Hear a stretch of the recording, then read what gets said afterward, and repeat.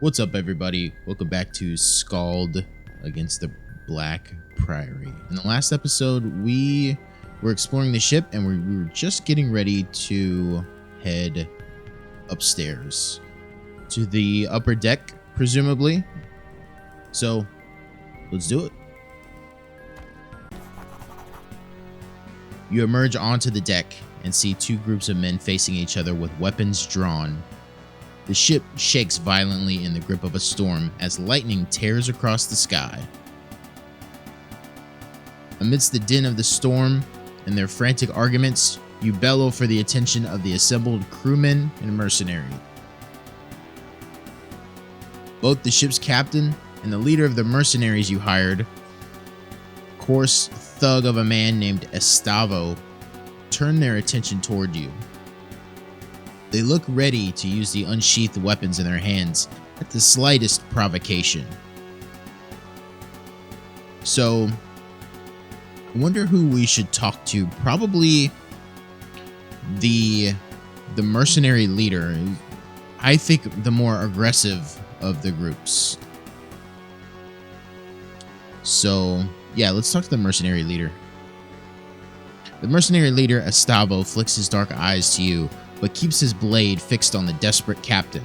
There's a reason he's known as Fireblood to his men. We need to calm him down, so let's assure him that he's gonna get the money, and then we'll take care of it. Estavo, you'll get your money, but let me handle this. Cruel smile twitches into life on Estavo's wind-weathered face. There's only one rich noble girl, but we can always find more sailors. The ship's captain bristles at these words. Captain, why have we not dropped anchor? Something dire stalks these shores. We cannot approach without risking the ire of that horror. A jittery mutter of agreement rises from the sailors, causing Estavo's eyes to darken even further. What horror? What have you seen? Naught but glimpses. My men have seen the shadow of something deep in the water, stalking us. Nothing natural moves like that. Estavo is glaring murderously at the captain. Obviously, Estavo cannot do as he wishes, right? I think his fears... You know, he knows the water better than we do, but it doesn't seem, I don't know, he hasn't seen anything. So I don't like that he's reneging on our deal based on a glimpse. There is desperation in the captain's voice. We are seasoned sailors. We do not balk at shadows. You need to be alive to rescue this girl you speak of. Well, once again, we need to sort of play both sides here. We could force the captain to sail us in. We could consider turning around, or we can let Estavo kill the captain. I think we just say we're out of time. Sail us in, or argue the point with Estavo. Estavo turns his steely gaze from you to the captain. Let me spell this out for you, sea dog. We contracted to rescue the girl, but if you don't get us to the shore, we'll gut you for free. The mercenaries you hired all shift their weight in anticipation of making good on that promise. Captain, he's right. Do what you were hired to do. Something changes in the captain's expression. He stands tall. I will not order my ship and my men to certain doom. We shall not get any closer to the coast while I have command. And then now, okay, so we can attack the captain. We can defer to the captain's judgment. Or we can try diplomacy verse 10.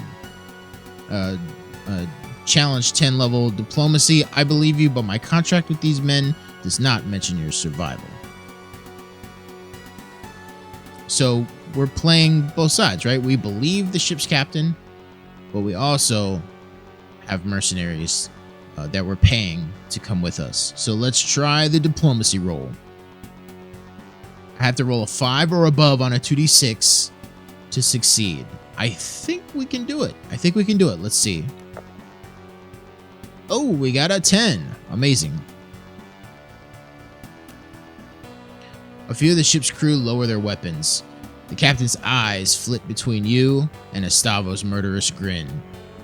He sheathes his blade and speaks softly, his voice barely audible over the snapping sails. So be it. May the deep have mercy. We got 300 XP. Great.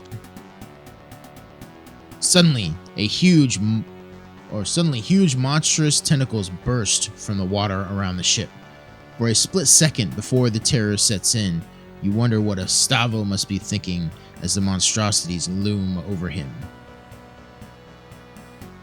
After reaching their full height, the tentacles curve inwards and smash into the ship. Some pierce straight through the deck. Others snap the masts like they were matchsticks. You stand frozen in place. Through a haze of splintered wood and panicked screams, you notice Roland. He throws himself out of the way of a tentacle, but begins to fall overboard as the ship lurches once more. We gotta go help Roland. We'll go to his aid. You dash towards the ship's fractured rail, dodging holes in the deck and wounded men beseeching you for help. Roland hangs by one arm from the side of the ship. You try to grab him. You lunge for Roland's arm, but he loses his grip and your fingers close only around thin air. You missed him by an inch. He falls wordlessly downwards. You watch as he is swallowed by the raging sea. The ship is listing fatally, and you see the great tentacles high above you, poised for the coup de grace. Abandoned ship! As you jump, you hear the terrible rending of wood giving into flesh. The impact of the water winds you. The waves pummel you down. The currents beseech you to go deeper, ever deeper. Peaceful blackness. As we sink.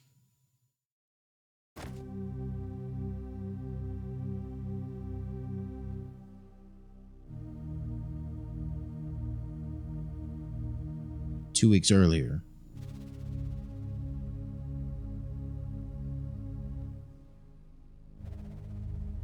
So we're in a... Where are we? Our inventory is... nothing in it.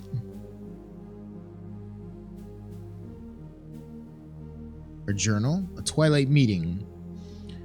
I've been summoned to the estate of the Lord House Berryn, my father's old patron.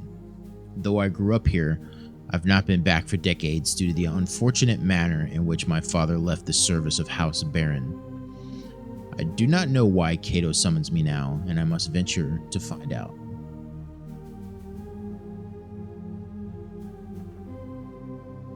Great music, by the way, if I can just add that in here. A guardsman dressed in the livery of House of the Livery? Livery? I'm going to say livery. The livery of the noble House of Berryn. And the House of Berryn is one of the richest and most influential houses in the north. The current head is the Lord House Berryn. The guard scowls somewhat at you. Armsmaster Lyra awaits you at the main entrance. You best talk to her if you're not already done so. Okay. And who is this? Come here, whelp! An aging, armored man in the livery of House Berryn stands and scowls at you. Eyes like coal peer out from a craggy face, fringed top and bottom with wild, white hair. I will return his challenging stare. The older man crosses his massive arms, steps forward, and leans toward you. So, young sellsword, come looking for a scrap, have you? Though his voice is full of gravel, there's now a glint in his eyes, as though the old coals have begun to warm up.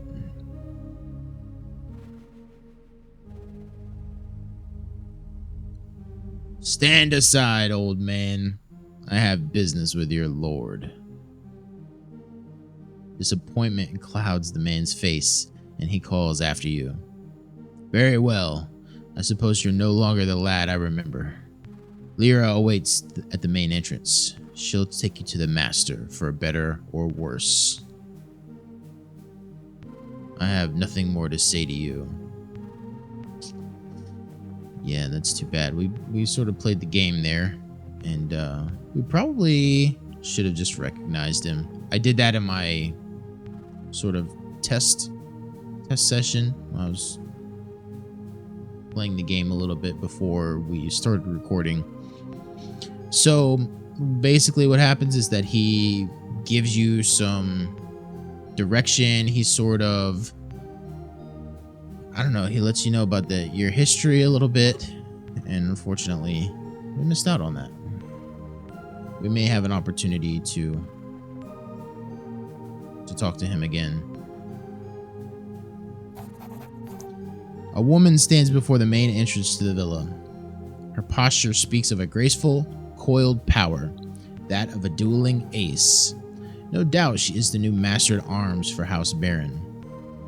As you approach, she offers a quick, neat bow, just low enough to be respectful. Greetings, Macho. Master Cato welcomes you back to House Berryn. The master is eager to meet with you and is ready at your leisure. However, if you wish to refresh yourself first, he suggests you visit the kitchen for some food and then perhaps walk the grounds and gardens.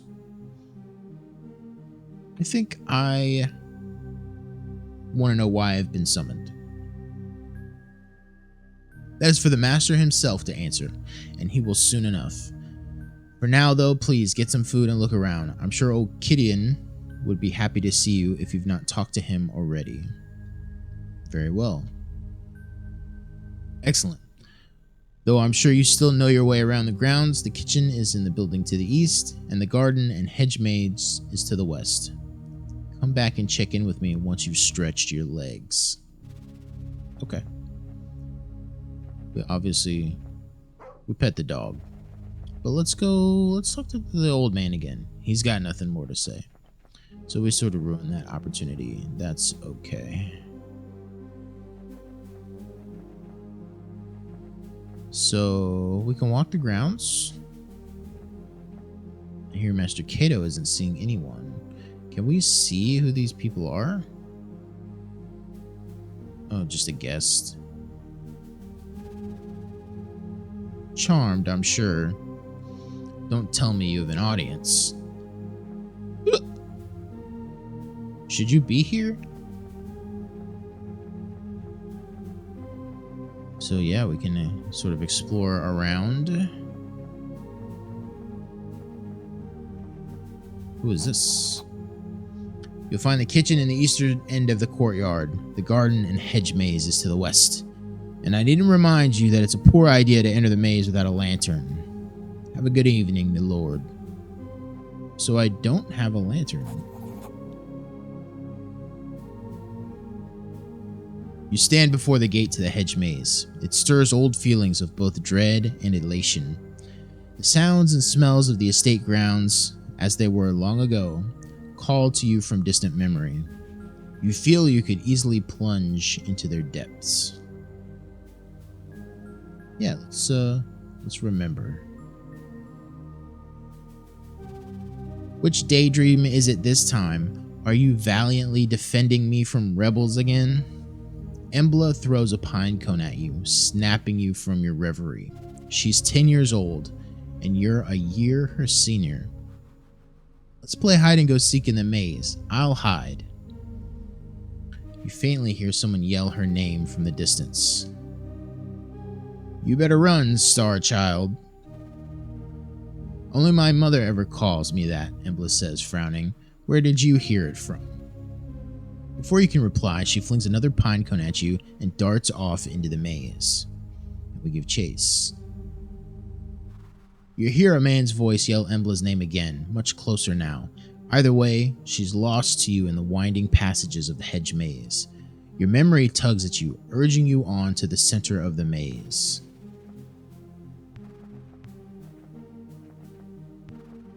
So I don't know, we don't have a lantern. I don't know where we can get one. I think Gideon, if you're nice to him and you remember him, he gives you a lantern.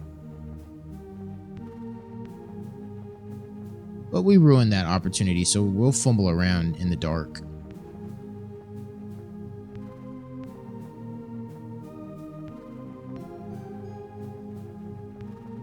Sort of walking around, exploring everything.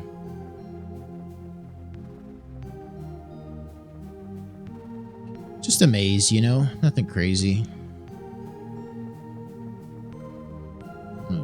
Explore sort of every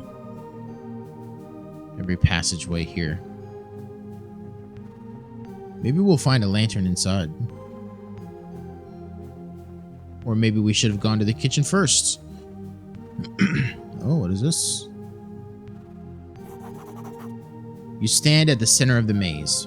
It feels much less impressive than you remember. The ornamental pond was once an ocean, and the rock at its heart a wind-swept island. You found me, daydreamer.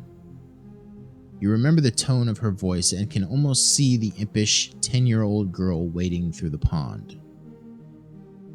Why do you always come here? I like the water. It's so calm. Embla shoots you a mischievous look. You notice the faintest tang of ozone. She makes a slow motion hop through the water, her fingers trailing the pond's surface. Where water and skin meet, strange colors bleed and spread across the surface. Embla, you'll get in trouble. Stop it. Embla moves her fingers across the water's surface like a painter's brush. Colors spill across the pond, and for a sleeping moment, you fancy that you can see cloud-topped mountains. Or was it the ramparts of an impossibly large city reaching towards the heavens? Silence is shattered by a shout, along with the beguiling images. Mistress Embla, the master requests you in the house immediately. That's my father. Something's wrong. It's Mother. She's ill again. I think I cause it with what I can do. It poisons her mind. How long until Mother isn't Mother? Or until Father isn't Lord? Or your father isn't Master at Arms? How long will any of it last? Well, I don't know. No one does. Do you ever feel like everything is a lie? Like there's a veil that covers everything, but in some parts it's thin enough to see through? Embla starts as your father steps breathily into the enclosed garden. He's red-faced from exertion and anger. Young lady, you can't run off like this. The whole estate is looking for you. Your mother is ill and needs you. Now. You say nothing. Your father shoots you a stern glance. I'll deal with you later. Embla says nothing as your father grabs her by the arm and hauls her past you, back to the house. She doesn't meet your eyes as you pass. Finding yourself back in the present, a chill has crept into your bones. You best move on. So we made it. We made it to the center of the maze. And we'll just, I don't know, this must be the way out. I say, I'm quite lost.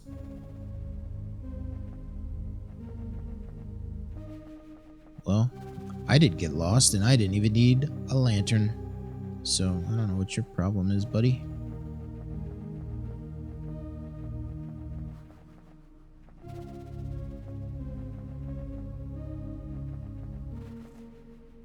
Right. So yeah, we made it through the maze. There's a kitchen over on the left.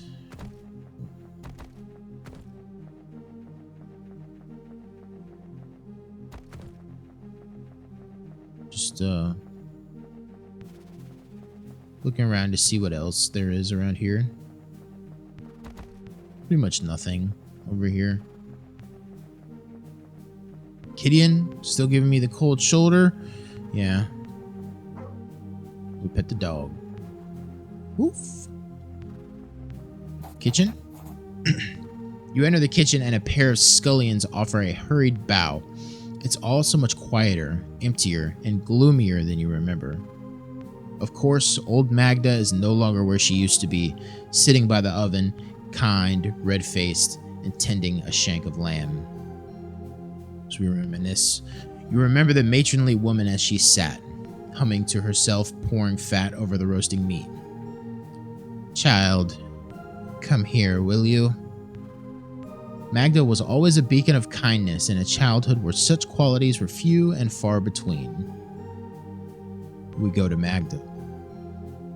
Magda clasps you gently with her tubby hand. Have you eaten yet? Before you can answer, she produces a small bundle of treats from her apron and hands it to you. As son to the Master-at-Arms for the great House Berryn, you did not go wanting, materially at least. You say thank you. Magda looks at you with the kind eyes as you pick at the bundle. He's here again, down in the cellar. He's not so good, my child. Sleeping now, but it would be best if you got him to bed afore his men see him like this again. The knot in your stomach is as real now as it was when you were 12.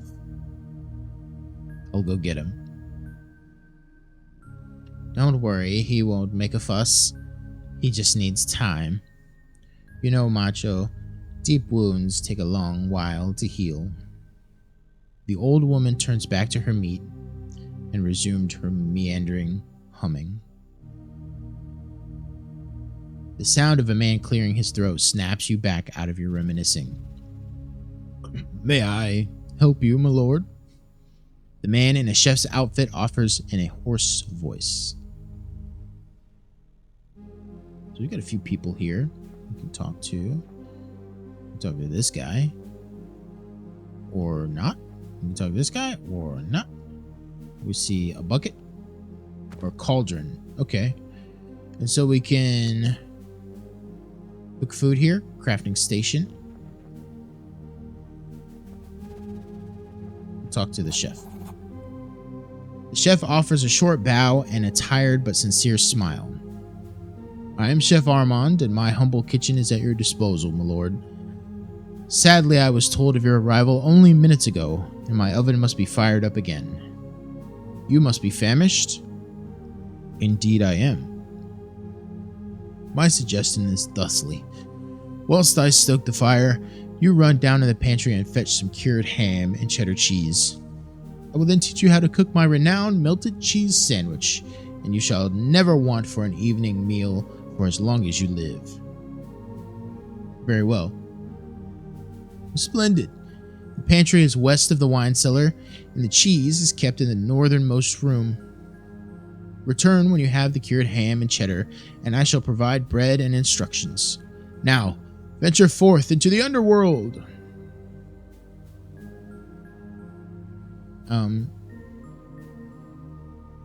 Where's the cellar again?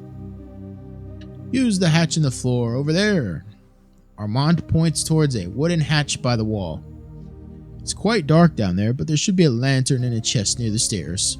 Good luck. Chef Armand wanders back and forth, tending the fire and keeping his kitchen tidy. He has the gait of a man who has been on his feet for far too many hours. So this should be the cellar down here. And we can get a lantern there. You know, we should have come here first, probably. It's all good. Down the trapdoor. We see a chest here. With the lantern. Great. So we just equip this. Awesome. Empty bottles litter the floor of this room. You chuckle to yourself as you imagine the kitchen staffs in their wine tasting sessions. No doubt much revelry has taken place here. Then a cool gust of air from the passage to the north. The wine cellar lies that way, and you can almost hear faint sobbing. Ghosts, no doubt. Okay, so we have a lantern though. We can see what's going on. Is this where the... Okay, here's the wine cellar. You're gripped by a long hidden memory upon entering this part of the cellar. You sealed it away, but in so doing, preserved its strength. And now, it demands freedom. You can still recall smelling him before you can make out his writhing shape in the dim light of the cellar. Mistress Valeria! Open the door! Your father doesn't even notice you in the throes of his intoxicated ramblings. How could they take her? Her chambers were locked from inside. Where is she?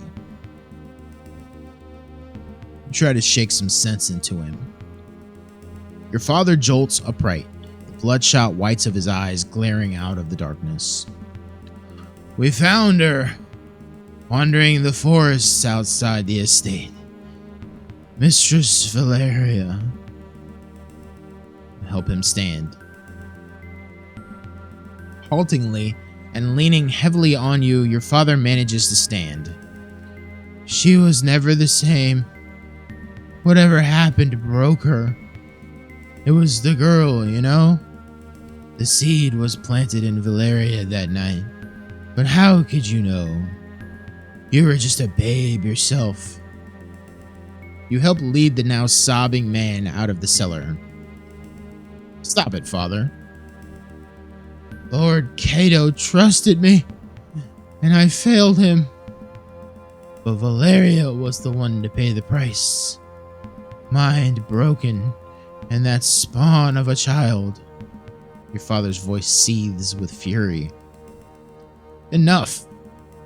Don't talk back to me, you bastard! What do you know about honor? As much as your harlot mother! Your father steps away from you unsteadily, tears streaming down his contorted face. Shut up, shut up, shut up! You draw a ragged breath and snap out of the memory, your knuckles white. You're alone in the damp cellar and don't particularly feel like dwelling there. Just long enough to get some wine is what I say. And it must be here. Brandy crates. Ooh, brandy. Heck yeah. And then there's also cheese.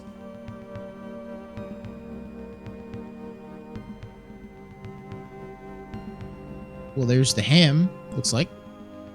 Yeah, give me all this ham. Amazing. Through the door? Oh, look at the cheese wheels. We got some cheddar. Awesome.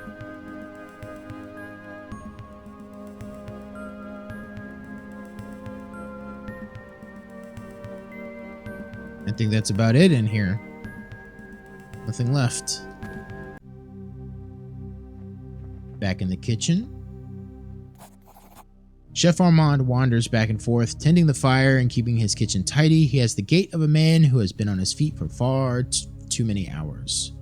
I have the ham and cheese. Perfect. First of all, here's some bread. Now, the cauldron is quite empty and just warm enough for you to use. Remember, you need both the bread, ham, and cheese to make the perfect sandwich. Now, go give it a try and bring me the result. I shall see if you have it in you. Whoops. Use the cauldron, and we have a recipe for a cheese sandwich.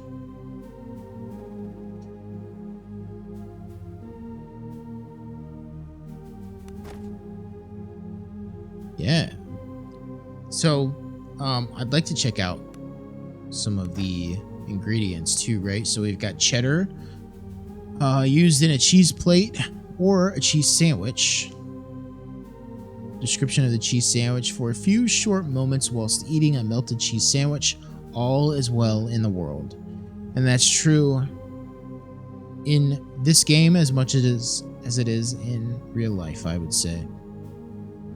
So we have cheddar, made from cow's milk. This cheese is common and beloved throughout the Imperial Heartlands, perfect for eating with bread and ham. I like how they give you some hints towards what the recipe might be, right there in the description. We also have cured ham, only used in cheese sandwich. Tender, savory, and long-lasting. Cured ham is found in the cellar of every well-to-do merchant and petty noble in the Empire. And we have dark bread, used in baked oysters. Ooh. Tender oysters coated in breadcrumbs and baked until just right. You just hope the oysters were fresh. Oh, man. That makes me want seafood. So this dark bread is a piece of the traditional dark and heavy full grain bread that is eaten throughout the region by farmers and laborers. So with these ingredients, we can make cheese sandwich. Let's do it. Yeah, we got one. We got one. So it looks like I'm just looking at the numbers here on the items. We have 5 ham, and we can see that with the number 5. But we have 15 cheddar, so we just see a plus sign there. Just we have so many of them. We have created cheese sandwich. I present the cheese sandwich for inspection. Armand wafts the scent of the grilled sandwich towards his nose. Ah, the crust of the bread, the softness of the cheese, the savoriness of the ham. Perfection. You shall indeed never again go hungry in the night.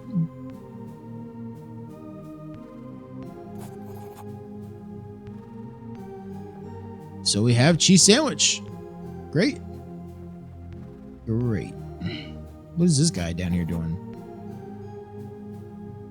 Oh, just a guard wandering. Hey, you want to dance, bro?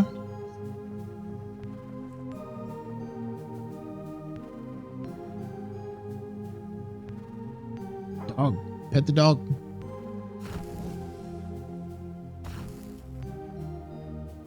Gideon? Nope. He's done with my shit. There you are. If your nostalgia is appeased, the master will see you now. Yes, let's go see Cato. Very well. If it pleases you, the master is in his office, just ahead. And note, once you meet with the master, things may move quickly and you may not have another chance to walk the grounds. Yes, I remember the way. I suppose you do, but I'll escort you nonetheless. A flicker of a smile plays across her face, and she beckons for you to lead the way. So we have Lyra in the party now.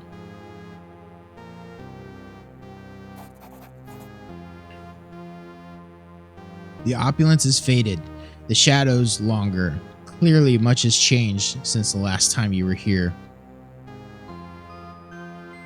Let's try to remember how long it's been. It's been years, perhaps decades since you were here. Not since your father was the house arms master. Not since. You must have your wits about you, and perhaps now is not the time to dwell on painful memories. Not since. Not since your father's exile. You were no more than 12 when you were driven from the household. Hard were the years that followed. The mercenary life is bloody and unforgiving. Those years stole your childhood, and eventually, they took your father too. But your father had always insisted to his dying breath that his failure had been his own, that he had gotten the fate he deserved. The memories are painful nonetheless. Be on our way.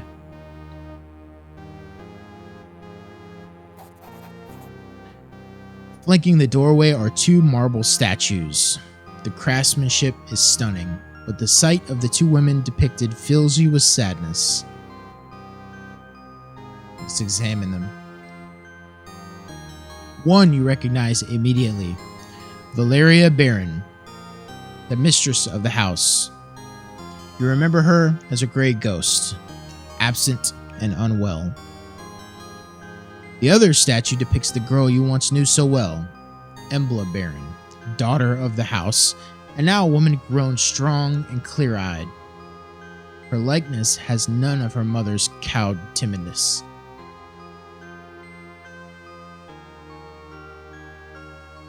How is Mistress Valeria these days?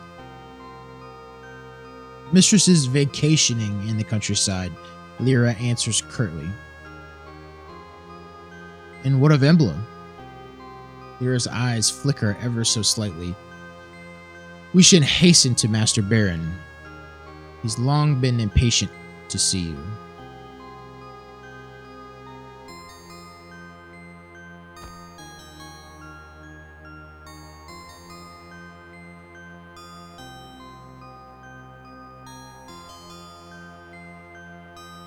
So we have an open door. We have a closed door.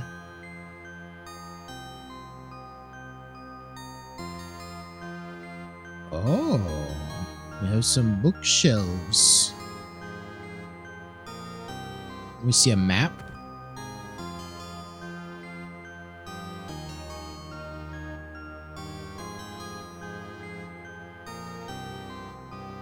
Looking at the map does nothing. We can loot some bookshelves. Looks like there are some spell books here. Don't mind if I do.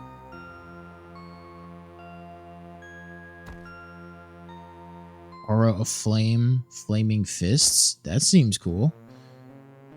I don't think I can use these, but we have...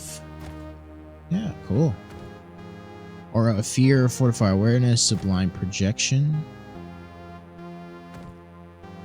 Swarm of Gnats, Arcane Shockwave. Cure Moderate Poison, Serpent's Grace. Okay. Lyra clears her throat behind you. Not that way. If you don't mind, the master's office lies through here. She motions to the left.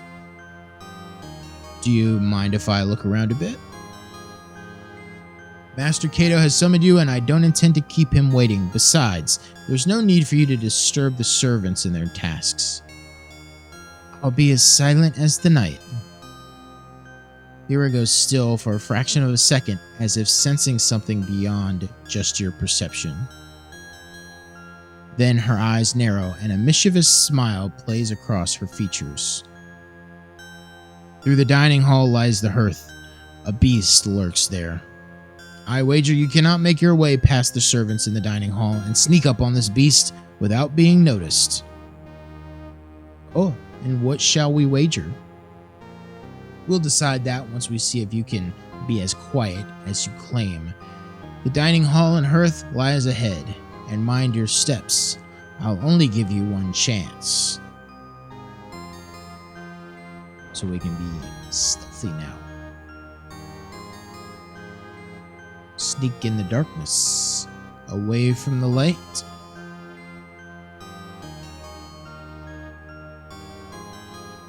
There's a guy there, but we can sneak by him.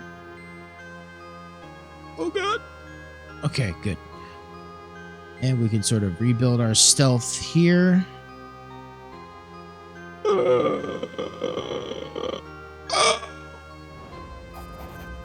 Oh! The servant offers a startled shriek as she spots you. The plate she drops echoes through the vaulted dining hall. Lyra emerges from the shadows behind you, apparently amused by your clumsiness. With feigned sadness, she pats your cheek. I had expected more from you. She leads you from the dining hall back to the foyer. Lyra closes the doors to the dining hall. Let's not leave, or let's not keep Master Cato waiting. The finality in her voice leaves no room for discussion. Dang! We could have done that maybe, but cool fountain.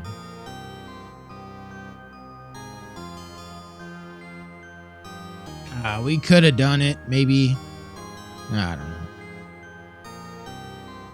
know. These doors lead to Cato's study. House Berryn sits tall in a tasteful but modest reception room. He looks less imposing than you remember, and with a few more crow's feet. Nonetheless, he's lost none of his composure or air of casual authority. You take a seat across a formidable desk from him. This study, like the rest of the villa, is half-lit, giving a morose cast to its opulence. The older man's face creases into a tired but genuine smile, which momentarily lifts some of the room's oppressive mood. It's a mercy to see you again. Your own man, and in your prime, Cato says, before a frown consumes his smile. It's just a shame our reunion is overshadowed by the fates of those we love. But perhaps, together, we can yet improve our collective circumstances.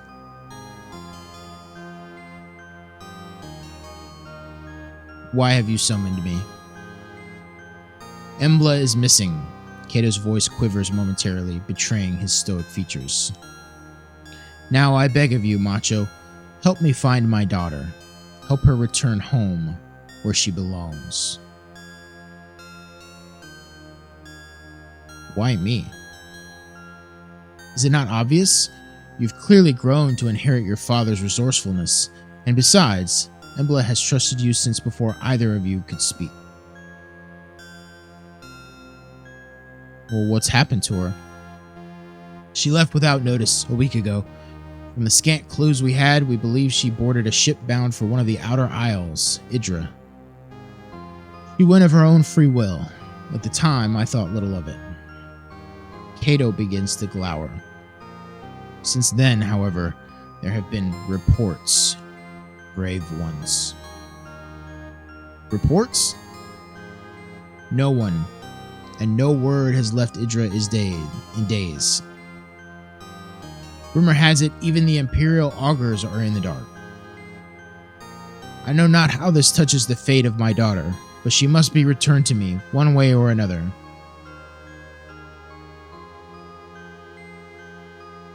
No one and no word has left Idra in days. So it's sort of like a Bermuda Triangle situation. Any idea why she left? Something has been building in her for years, an aptitude of sorts, but I suspect you already knew? In any case, it's grown much stronger lately and drives her in ways I cannot understand. I suspect she is looking for answers. Why Idra? Why indeed? There's little on the island save for the port of Horin. If Idra was her destination, she must have landed there.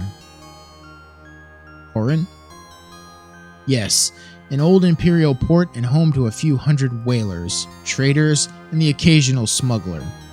We can only speculate as to what drew her there, but it's our only lead. Well, how can I help her? Hire mercenaries, travel to Idra, and begin your search in the port of Horin. From there, I trust you to do what needs to be done. Spare no cost, just bring back my daughter. Mercenaries? Yes, if nothing else, the port will be dangerous enough. That is why I have summoned a Roland Greyeye to me, a crude but effective sellsword, that I've made good use of before. He shall accompany you on this task. Roland Greyeye? The man is a grizzled veteran. He may have slowed with age, but his experience and reliability more than make up for it. He's also much respected by similar men, and so will be instrumental in hiring a reliable crew. I'll take it into consideration. Cato shows you his upturned palms, beseeching.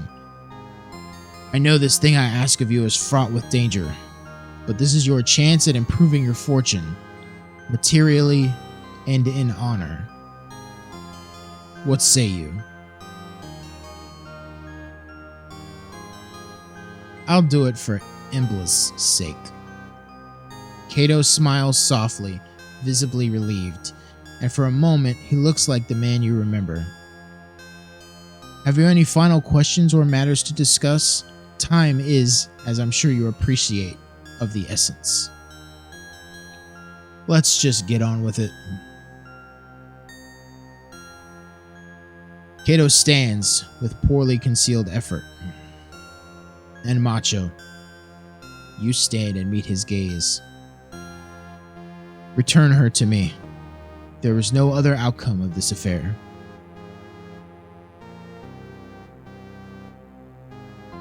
I will remain silent and leave.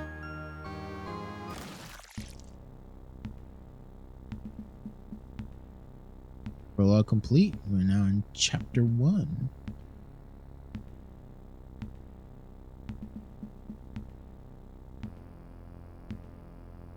Chapter 1. Okay, let's see. No inventory.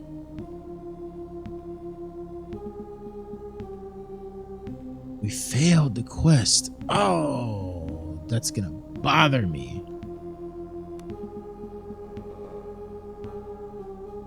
It's gonna bother me. That's okay.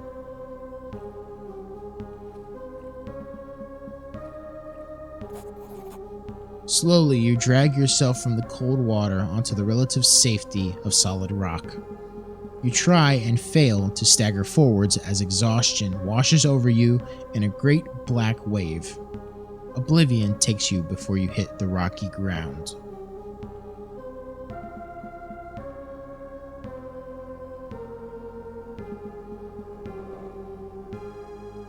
You're awoken by the cacophonous cries of gulls circling you. Your body is a mass of pain and exhaustion, covered in 1,000 cuts and scrapes. The large white birds gather around you in eager anticipation. What a magnificent feast your bloated corpse would make.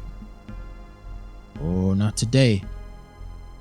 Minutes or perhaps hours pass as you lay unmoving, trying desperately to will some warmth back into your body. Finally, you manage to force your eyes open. By some miracle, you are not only alive, but you find yourself on the shores of the cursed island of Idra. Strewn around you is the wreckage of the Zephyr. You see no other survivors. Lest you find equipment and companions soon, you may have cheated death in vain. Our character is critically injured. This means you have taken enough damage to reduce both your vitality and wounds. I think wounds is a purple bar here.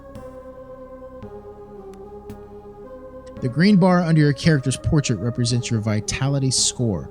Vitality is a buffer to your wounds, and as long as you have vitality left, you won't take serious wound damage. Vitality is easily lost and easily regained. So vitality being green, and I was correct, wounds purple.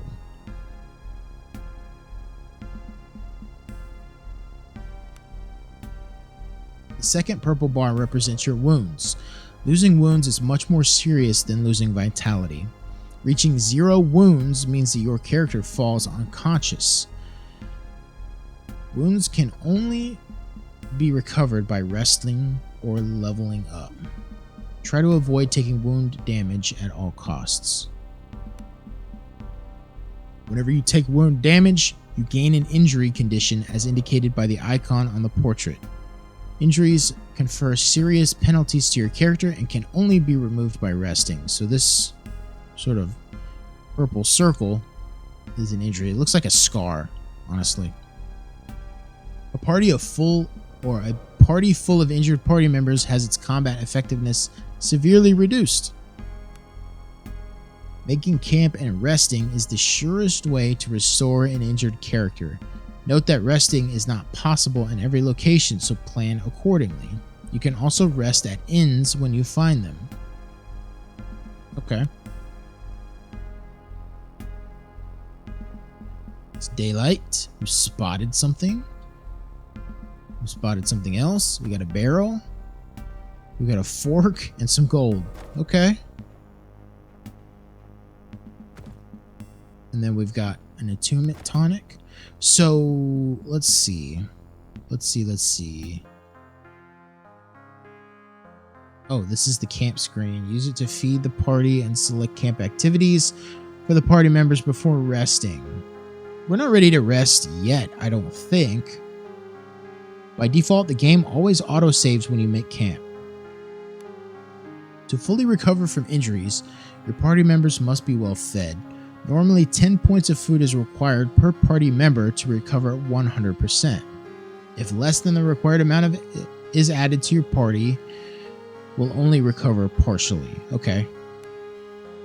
Add food from your inventory by double-clicking it.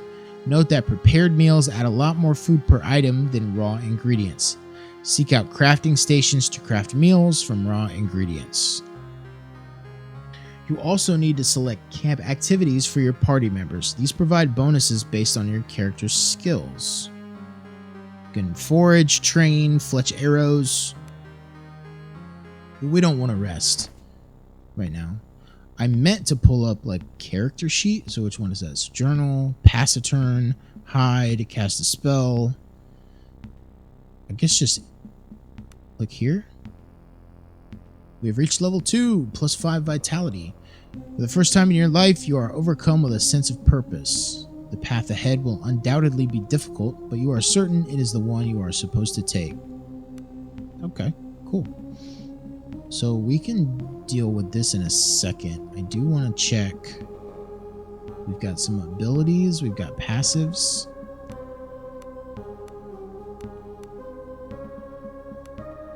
Then we've got a triggered ability. Okay. No spells. A fork. It's just a trinket. I thought it might be a weapon. Even our clothing has been reduced to rags. Character.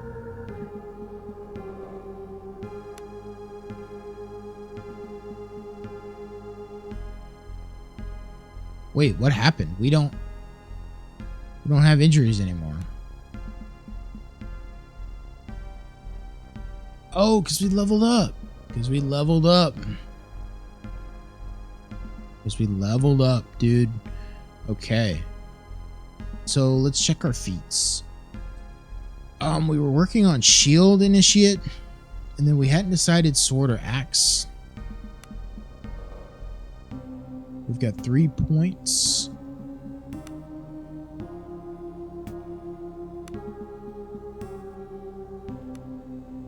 Targets all allies on the battlefield. Lesser haste and inspired. Lesser haste gives you extra movement. Inspired is a bonus to hit.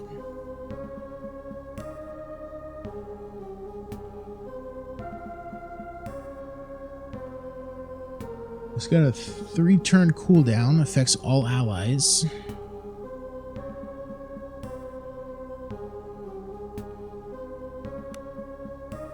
Increased athletics. Jump, climb, swim, or sprint.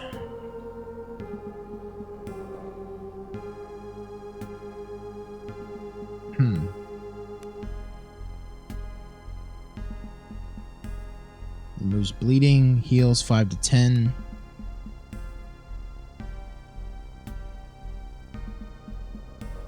Cooldown 2 turns. We can use this a lot, maybe out of combat.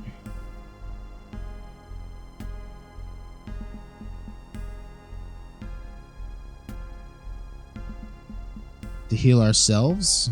Oh, that might be worth it to work towards.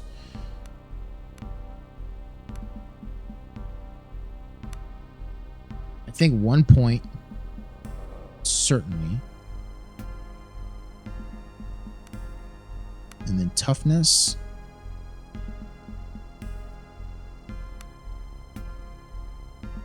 I don't care about ranged accuracy. I need 3 points for forwards. So I think we just go 3 ranks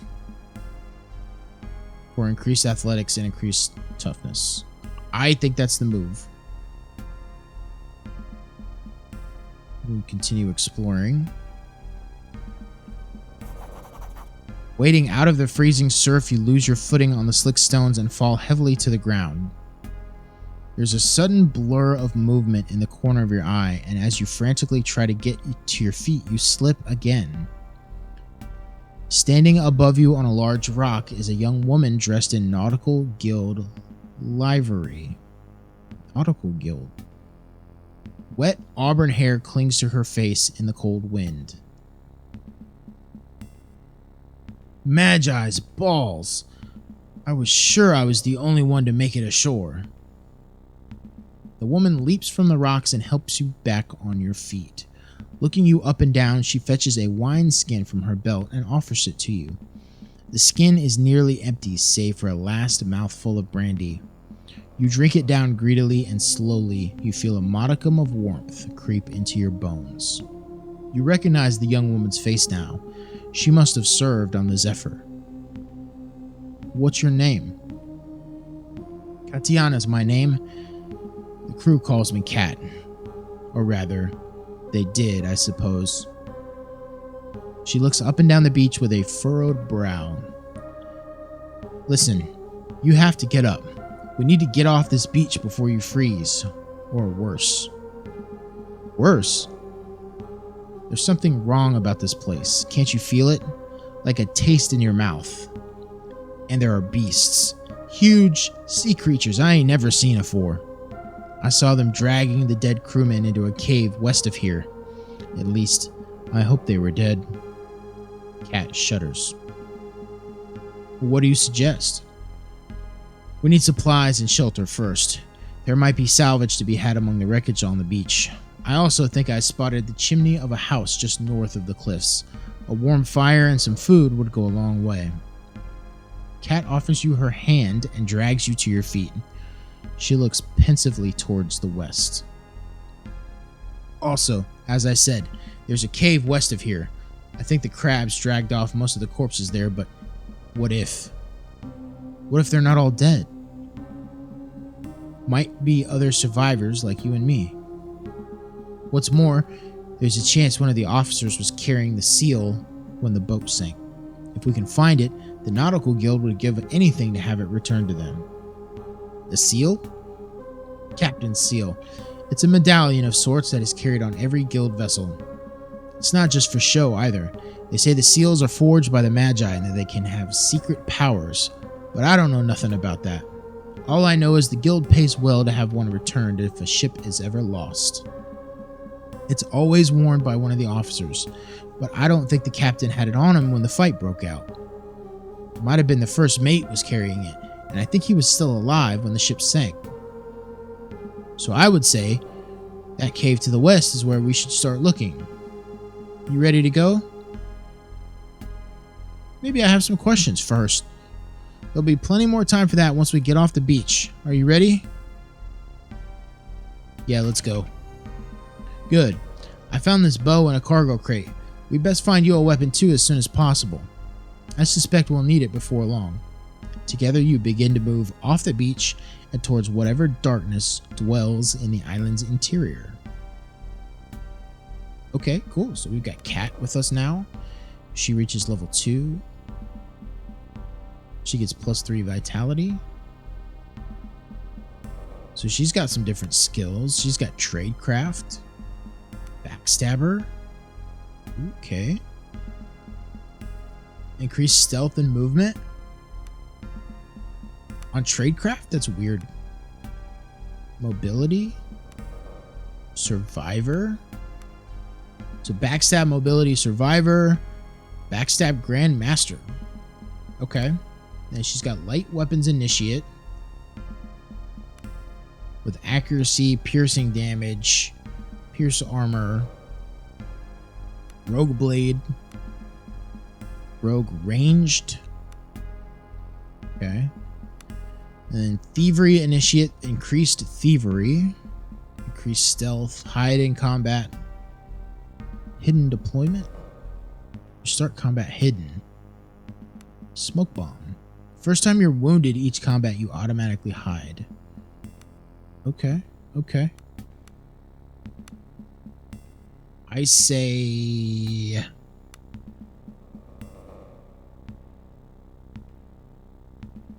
got 10 points.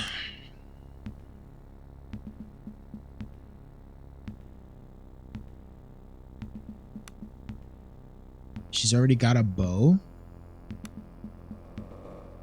So I think 3 for bonus accuracy. Precise strike. Executes an attack with +4 accuracy. Okay. I think maybe...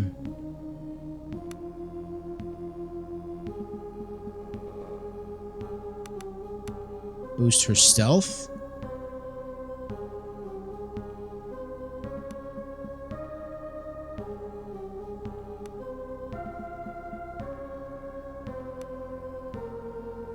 I like the idea of piercing damage. Can we get bow accuracy? Oh, she's gonna be level 5. Okay.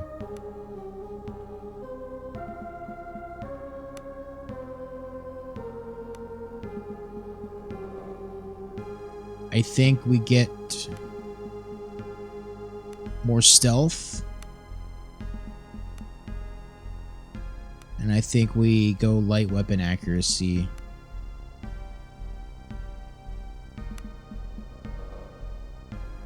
Yeah.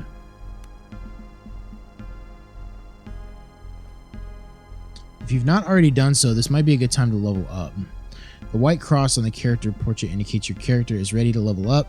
Click the portrait to access the character sheet and press the level up button. I'm concerned that that's being told to me here.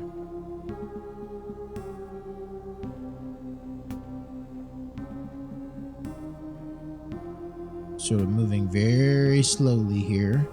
I don't want to get into like a crazy fight.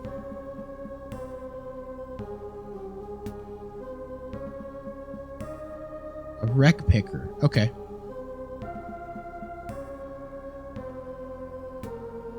It's just a man.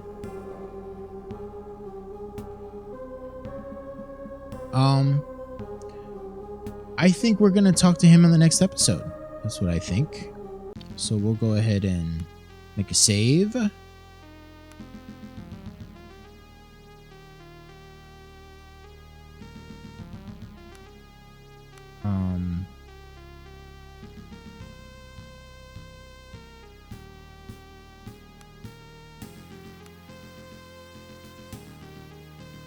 Yeah, so we'll save here. And yeah, we'll continue this on the next episode. So hopefully you're enjoying the series. Hopefully you enjoy my narration as I stumble through some of these paragraphs. But yeah, if you like the video, leave a like. If you dislike, leave a dislike. Subscribe if you haven't already. Comment down below, and we will see you all on the next one.